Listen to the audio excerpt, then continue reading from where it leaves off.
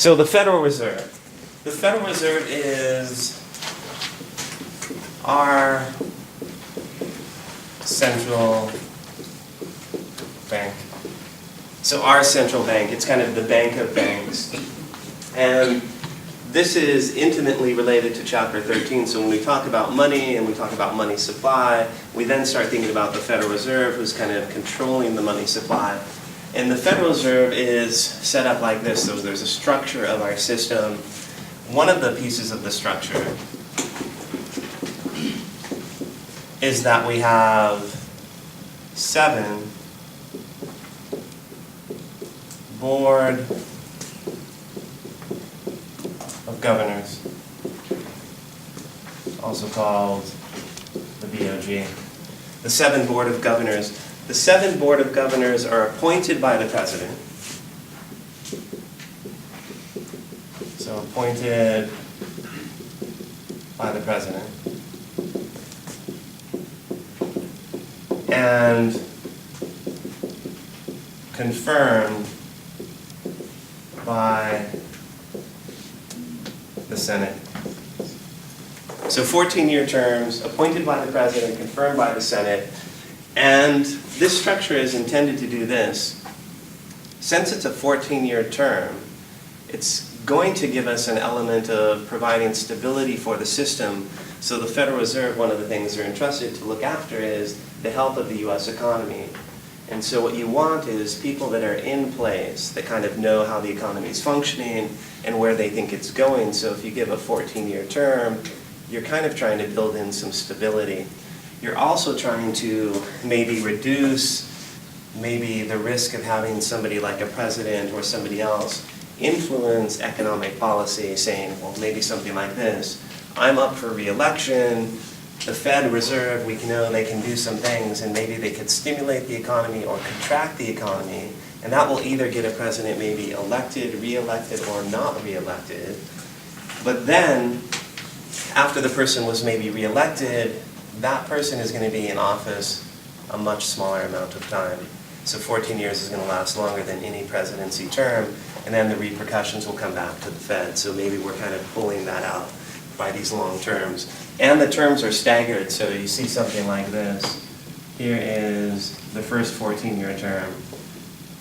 Then that other person is here. That other person is maybe here.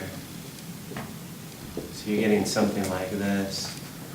So you always have some members of this group, so 1, 2, 3, 4, 5, 6, 7, that remember what happened before. So what was the policy before? And then if a new person comes in, you're not making this whole new policy, right? So you have 6 members that still continue to know what they're trying to do with the U.S. economy. If we rotated all 7, right, and just have all new people, it would be much harder to get that. So they're trying to build in some stability here for this as well. 14-year terms. You can only be appointed once. So you only get one 14-year term. There's been a couple exceptions.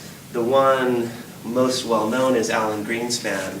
Somebody left, so he assumed their position, then he was appointed for his own position, so that's the only way you can get more than 14 years. Great, so I've got the structure of the Fed. And then there are 12 regional branches.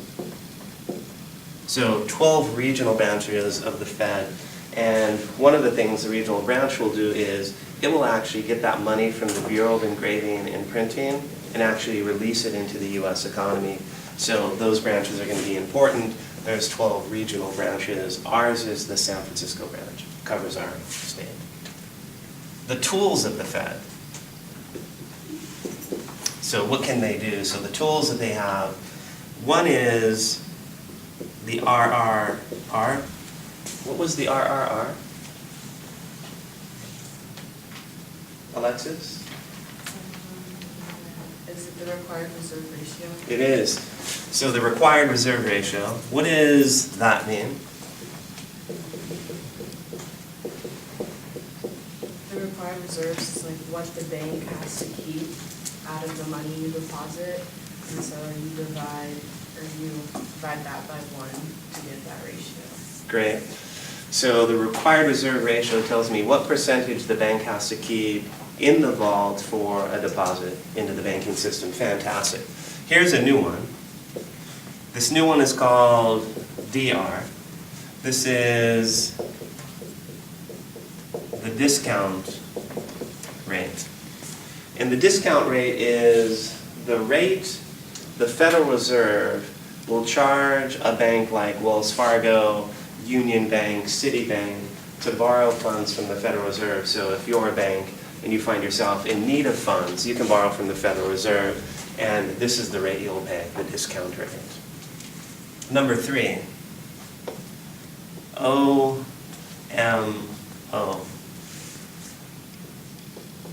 Open market operations. And open market operations are the Federal Reserve buying and selling bonds in the open market. And what is a bond? A bond is something like this, piece of paper, that says, I'll give you this piece of paper if you lend me some money. So call it $100. You lend me $100, I give you the piece of paper. The piece of paper allows you to get your $100 back maybe in a year, and an interest payment, call it 10%, maybe you get $100 for that $1,000 bond. So they're exchanging those in the open market operations. So I'm thinking the Federal Reserve is trying to kind of control the economy, and one of the things they're trying to do right now is our economy kind of tanked, so we're trying to stimulate the economy, and if we wanted to stimulate the economy, the first tool we'd use would be changing the required reserve ratio. So you're advising the Fed, you're sitting on that committee, and you say to the Fed, you guys should do this with the required reserve ratio. If you're trying to stick the economy, I guess you could lower it so you can loan out more. So lower it so you can loan out more? How do you know you can loan out more? Because if the required reserve ratio is lower, you have more money to loan out more. What do we call that more money?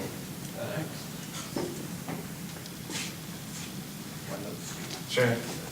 So if the required reserve ratio is lower, the required reserves are? Excess. Lower. So excess reserves increase? And that means what? More money to loan out. More money to loan out? How much money can you loan out?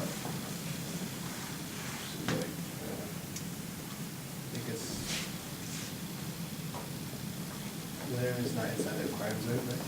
So what is TDC? Kotisha?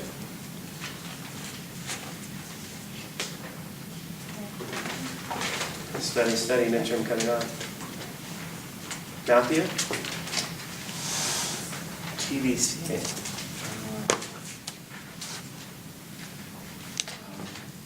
Does anybody know? Yes? Total deposit creation. Fantastic. Total deposit creation. What happens to total deposit creation? It's going to increase. How do you know? Because you have more excess reserve. Yes. What's the equation for a total deposit creation?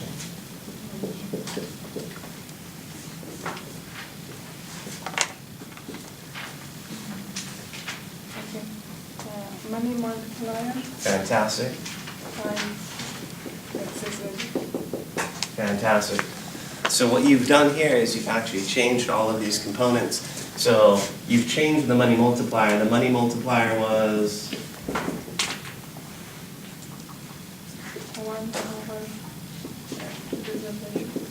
1 over the required reserve ratio. So if you lower this divided by a smaller number makes this thing bigger, so the money multiplier is getting bigger. That's that part. And then you just said excess reserves have also increased. So this number's got bigger, this number's got bigger. So total deposit creation's got bigger, which means more loans are going out to the public, and if the people have more money, they're going to want to buy more stuff. So the key here is that for the diagram, if this is GDP, and this is the price level, here's aggregate demand. So this is what people want to buy before the Fed intervenes. When the Fed intervenes, then we have more money. We want to buy more stuff, call it 80 prime. Remember that term, insufficient aggregate demand? So we said if there was cyclical unemployment, the economy was operating below full employment, one of the things you thought was there was insufficient aggregate demand. One of the ways to combat insufficient aggregate demand is to decrease the required reserve ratio. Give people money. If they have money, they want to buy stuff, and you actually see an increase in aggregate demand, maybe to a point where we say it's sufficient. Great. The discount rate. So the discount rate is the Fed saying to the banking system, they're actually kind of signaling the banking system to either be more aggressive or less aggressive in loaning funds out to you and I. So we think in this case, if you want to stimulate the economy, you would lower the discount rate, saying to the banking system, if you get in trouble and you need to borrow funds, you can now borrow from us, the Federal Reserve, at a lower price than before. So here's how this kind of works. The discount rate. So you're a bank and you're deciding whether to give out a loan or not. You're looking at that loan application and you're saying, well, kind of right on the fence. The credit's all right. I'm not sure if this person's actually going to pay this back or not, but maybe they will, and you're kind of on the fence. So if the Fed lowers the discount rate, then the banking systems maybe go, oh, you know, I was on the fence, but I'm going to give out this loan. Because if I get in trouble, I can actually go borrow money from the Federal Reserve to cover that loan if it defaults or something like that. So in this sense, we think that that's a signal to the banking system to be more aggressive in their loans, loan out more money, stimulate the economy. Same effect is going to happen if we give out more loans. Aggregate demand is going to shift out like this. Okay. Open market operations. One of my favorite parts of this chapter. So, open market operations is kind of controlled by the FOMC, Federal Open Market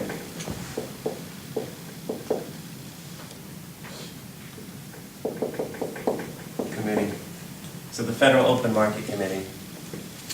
And the Federal Open Market Committee is made up of the 7 Board of Governors.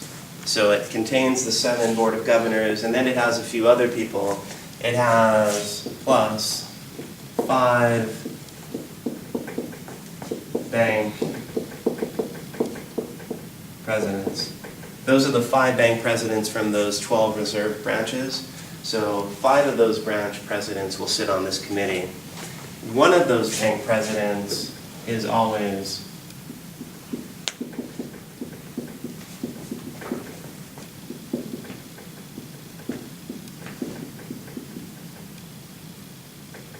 a New York Fed president.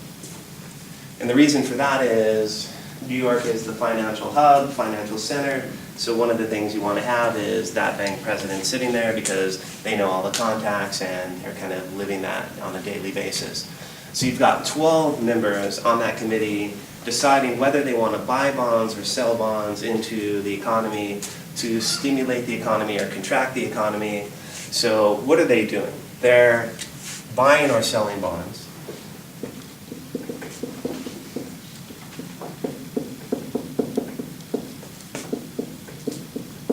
Buying or selling bonds to either contract or stimulate the economy. So in this case, I'm going to say they're buying bonds. So I'm going to pick this one and say, well, they're buying bonds, and because they're buying bonds, this will stimulate the economy. So thinking about this. Here is Q, so I'm going back to a micro market. Here's P. Here's the demand for bonds. Here is the supply of bonds. So this is the bond market. And the bond market is for previously issued bonds, so these bonds are already out there, people already have them. Here's the equilibrium price. So here's PB star. Here is QB star. So this is the quantity of bonds, and this is the price of bonds. So if they're buying bonds, they're pulling some bonds out of the market. So the supply of bonds is going to decrease. The price of bonds is going to increase. Reduce supply of bonds, so that's going to drive up the price of the bonds that are still out there. And QB prime. So one of the things I know is if they are, in this case, buying bonds, the price of bonds has increased. Because the price of bonds has increased, we're going to say the interest rate, the amount of interest you have to pay to buy something, the interest rate is going to decrease. So we're going to say here that there's an inverse relationship between the price of bonds and the interest rate. That's a crucial piece of this puzzle. So this is working like this. How do we know what's going to happen next? Well, if interest rates are lower, we think about you and I think about, well, the cost of borrowing funds, the interest rate, and maybe the quantity of funds that I borrow. And I think about the law of demand. So here's the demand curve. Call this the quantity of loanable funds. And the idea here is that, well, if the cost of borrowing is cheaper, the more we'll borrow, so the more loans we'll take out. If the cost of borrowing is higher, the less loans we'll take out. So as the interest rate goes up, you and I borrow less. When the interest rate goes down, you and I borrow more. So suppose I start here. Here is I star.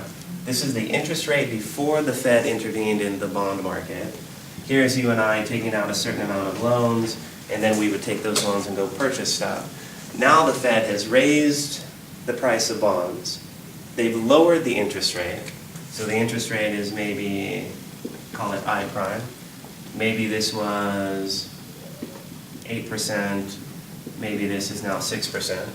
So the cost of taking out a loan is now cheaper for you because it's cheaper for you. You and I are taking out more loans. This is this part here. Q prime. So you and I take out more loans. A movement along the demand curve, so this is an increase in quantity demanded, not an increase in demand. And then this will spill over to this part.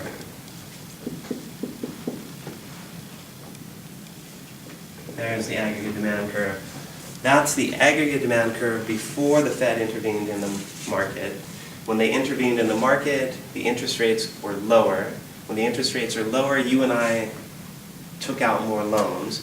When you and I took out more loans, the aggregate demand curve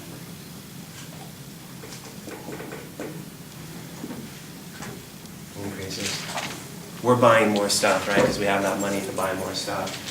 So again, maybe this is the way the Federal Reserve can get rid of that cyclical unemployment. So you've got insufficient aggregate demand. You can stimulate the economy by intervening in the bond market. You can also use the discount rate. You can also use the required reserve ratio. Okay. So 3 ways the Fed can maybe make this happen. So we said this. The price of bonds, when it increases, the interest rate decreases. So we said there was an inverse relationship. Let me prove that. We proved that using this equation here. Yield, your rate of return on some investment, is equal to the interest payment divided by the price of the bond. So let me do this. Suppose I issued a bond. That bond was a $100 bond, paying 10% interest. So I issued a bond, $100. Interest rate was 10%. So the interest payment is equal to what? $10. Great. So $10 interest payment. So then I can plug that information in here and actually figure out the yield return on my investment. So interest payment was the $10. How did you get the $10? It's, I want to divide by 10. So $100 times 10%? So that equals the 10, okay. So I've got $10 in interest payment. How much was the price of the bond? $100. So what is the yield? 0.1 or 10%. So I can think of the yield as the rate of return or maybe the interest rate. So this is the rate of return on my investment. So then I start thinking, okay, well, we just said the Federal Reserve intervened in the bond market and they actually changed something. So I can redo this calculation for this new case. The interest payment is the same. So it's a $100 bond, it's going to pay 10% interest on that $100, so I'm going to get an interest payment of $10. But the Federal Reserve changed the price of the bonds. How did they change the price of the bonds? Go up or down? Went up? Okay, so the price of bonds went up. So I know that it's going to cost something more than $100. Maybe it's $120. So the price of the bond went up. That's that part here. And we're trying to capture that we think this inverse relationship actually happens. Well, what is 10 divided by 20? 0.083. So this is 0.083 or 8.3 forever? Like that? Yeah. 8.3%. So what I see is that the Fed has done this thing, right? They've intervened in the bond market. They drove the price of the bond up. Because the price of the bond went up, the interest rate went down. Because the interest rate goes down, you and I now pay a smaller fee to borrow funds from the banking system than we did before, and we've actually confirmed this part here. Price of the bond went up. Interest rate yield went down. Inverse relationship. Okay, so we've got that proof now. So then I start thinking, okay, we've kind of got all of this kind of put together. And I think about where we maybe started, how the Fed money and the rest of the course are kind of connected to your homework and your group assignment, the oil shock homework.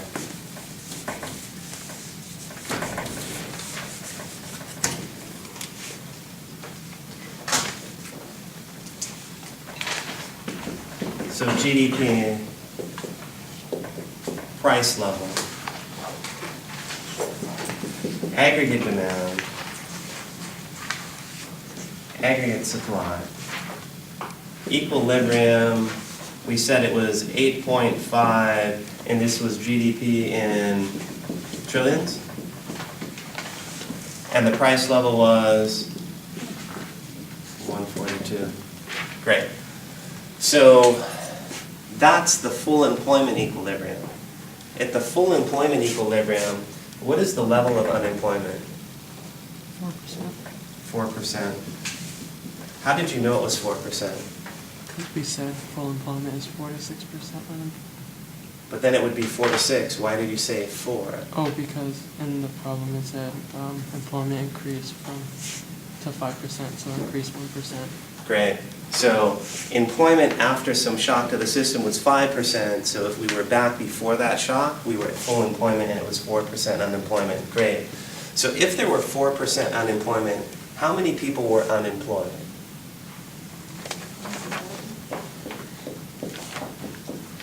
So how many people were unemployed at full employment? So unemployed at full employment, which was 4%. How did you find it? 2.5 million. So 0.04 times 2.5 million. 2.5 million, I'm going to write it out. Hundreds, thousands, millions. So 0.04 times 2.5 million. It's 100,000. So there are 100,000 people that are unemployed here. What type of workers are unemployed at this point? So these people that are unemployed, I think of them as fitting into certain categories. I think of them as either being frictional or structural. So frictional or structurally unemployed. Frictional, we said, was the movement of worker from job to job, either because they wanted to work at a different place or they thought their skills could be used somewhere else. Structural, we said, was either due to a change in the economy or a change in technology. So globalization maybe has some structural changes, or maybe we're using new things. The example was computers replace typewriters. So those people are structurally unemployed. Okay. So then there's a shock to the system. There's an oil shock that drives up the price of crude oil. Because the price of crude oil is increased, the cost of production is now more expensive. Because of that, the aggregate supply curve decreases. And we get a new equilibrium. This is GDP prime. And this will be price level prime. You said the level of unemployment at this new GDP is 5%. There was a 1% increase in the unemployment rate. So unemployed at GDP prime, so that's after the oil shock, we've got 5% unemployment. So 0.05 times 2.5 million equals 125,000.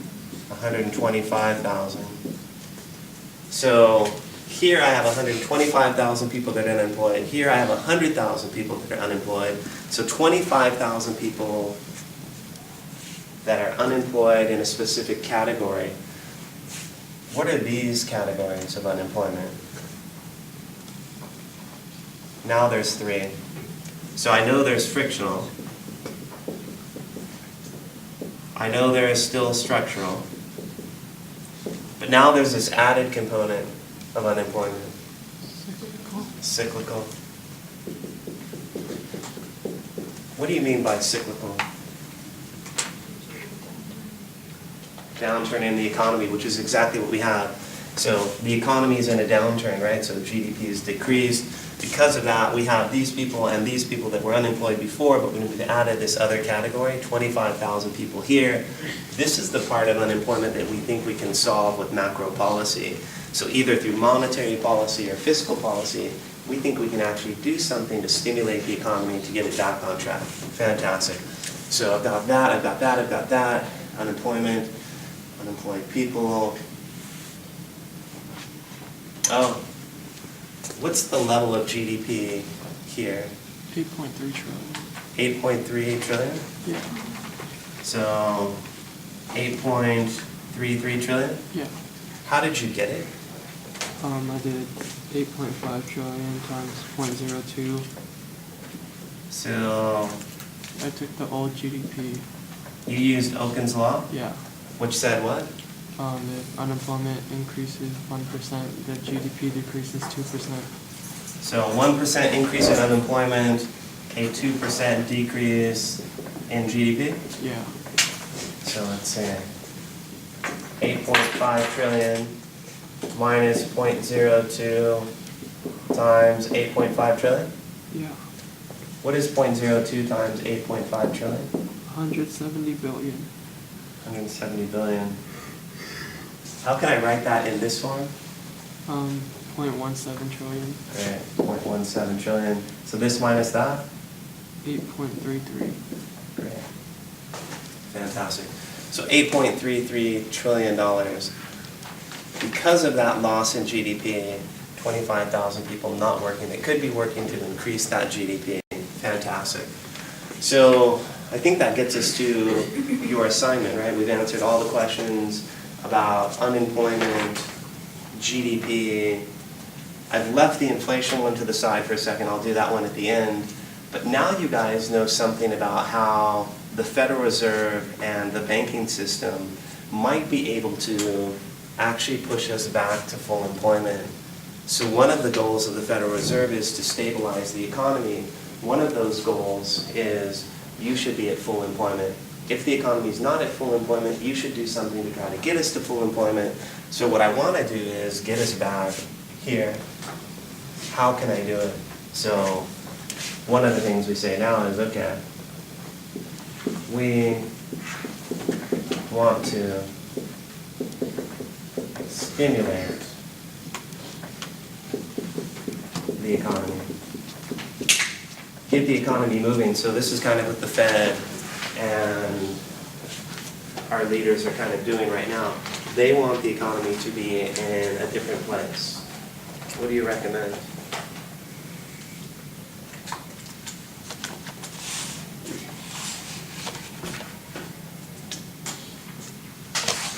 Chapter 13, required reserve ratio. Chapter 14, add the discount rate, and 3, open market operations. So here's the 3 things that we can maybe do to stimulate the economy. So you already told me, I want to do something to the required reserve ratio. So I have Brandon, you? Yes? What do you want to do to the required reserve ratio? Decrease it, lower it. Lower it? So lower the required reserve ratio. How will that stimulate the economy? That makes the required reserves less. Required reserves are less, That means more excess reserves, more loans. more loans, so total deposit creation goes up. Okay, fantastic. And then we would show that as a shift of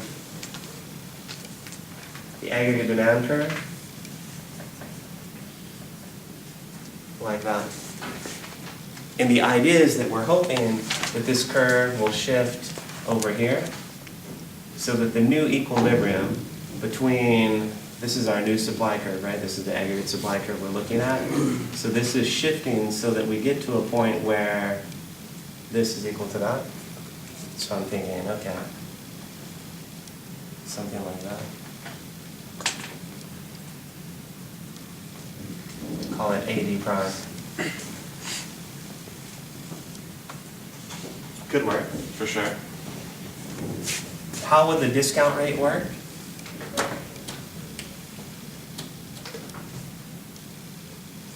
This is the rate of interest that the Federal Reserve charges Wells Fargo, Citibank, Union Bank, Bank of America. Yes? Isn't it already at 0%? Oh, I'm not saying about where it is currently.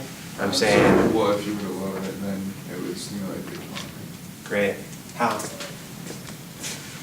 It creates like more comfort for the banks to loan money from the government. Great. So, as a banking system, I'm thinking about borrowing funds too. If for some reason my loans default, I'm still responsible for that on the books somehow. So I need to actually borrow funds. Who do I borrow from? Well, I could borrow from other banks, but they might not loan to me. The Federal Reserve is saying, I'm always here. If you need to borrow funds, you can come and get at this new lower rate. Okay. Then the open market operations, which is intervening in the bond market. We said in this case, the Fed should buy or sell bonds. Buy bonds. If they buy bonds, we said, oh, that will lead to the price of bonds increasing. The interest rates decreasing. Interest rates decrease, so when that happens, we think that leads to, I'm going to call it this, but it could be investment and consumption, so maybe I'll put I plus C. Remember that GDP is C plus I plus G plus NX. So if you lower the interest rate, businesses will want to invest more, buy plant and equipment because it's cheaper. You and I will want to buy washers, dryers, cars, whatever else too, so consumption is likely to increase too. Those two components actually shift this curve like that as well. So these lead to GDP, price level, aggregate demand increasing. So we've got a bunch of mechanisms to maybe help us get to full employment. Great. The first two questions for that assignment ask about what is the consumer price index in the base year.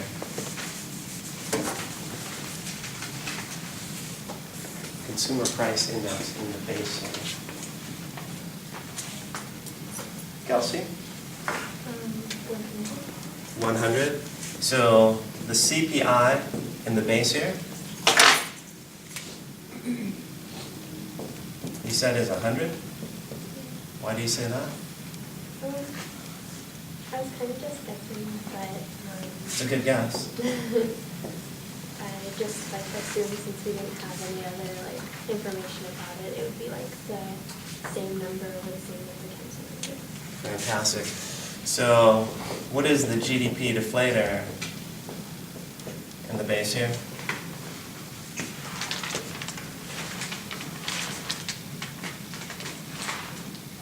Evelyn?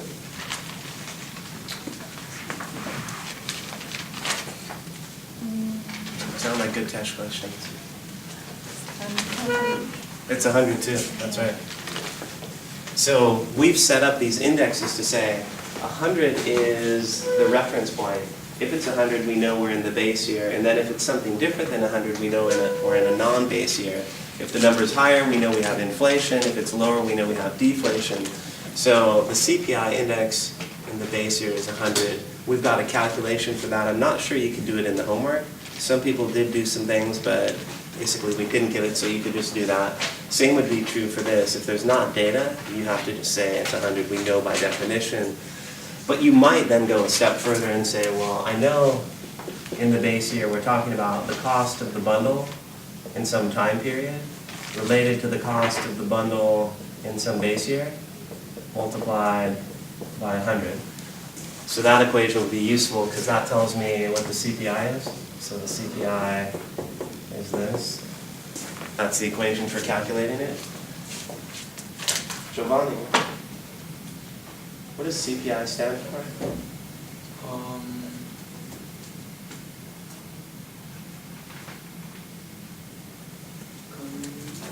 Is it consumer Consumer?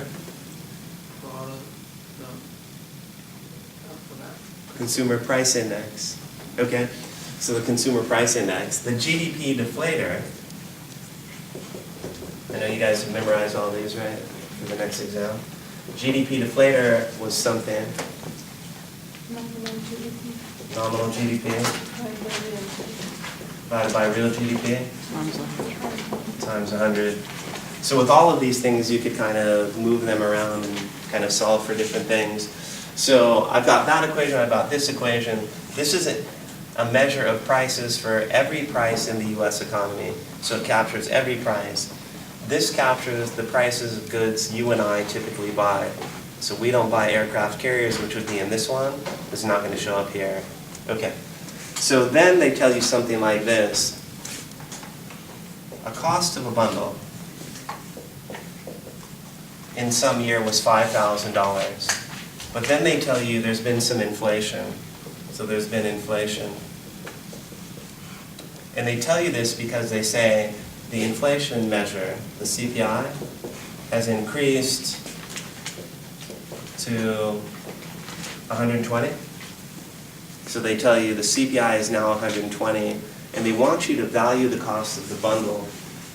How did you guys solve for how much the bundle now costs? So this is what it used to cost. How much does it cost now? $6,000. 6,000? So you're saying it now costs 6,000? How'd you get it? 5,000 multiplied by the 100 divided by 120. So you said 5,000 Times times, 120 divided by 100. so this equals 5,000 times 1.2 equals 6,000. I never gave you this equation. How'd you come up with it? I have the note from this class. So, That one? yeah. Not me. It's just rearranged? Yeah. From what? From the CPI. Use this? No. No? But that's what you think? Yeah. That's what I think too. Maybe you could get it from this, but I don't directly see it there. So somehow you figured out how to do it. I think this is a good way. Rearrange this. This is similar to the real wages, nominal wages equation. You could rearrange this. So how would you rearrange this to solve for what she's doing here? Well, I just plugged it in, I didn't actually do it yet, I just plugged it in 120 equals x over 5,000, and then I just multiplied 5,000 by 120. So wait, you knew this? 120? Do you know this? No, that's my x, that's my variable. Do you know this? Yeah. Okay. So you could move this over there. So the cost of the bundle times the CPI, that's this times that. And to get this over on that side, divide by 100. Okay, so it works. Fantastic. I might have done it this way. 5,000 is the cost of the original bundle, but I know the bundle now costs me a certain amount more than it did before. What is the inflation rate? CPI new minus CPI old over CPI old. That's my inflation equation. What's the new CPI? 120 over the old CPI over the old CPI. So this is 20 over 100, which equals 0.2. So I know the new bundle is going to cost me 20% more than it did before. So 20% of 5,000. So this is 5,000 plus, 5 times that? Should be 1,000. 1,000? And 5,000 plus 1,000 equals? 6,000. 6,000. All of those would get you credit. So some way of getting that. Okay.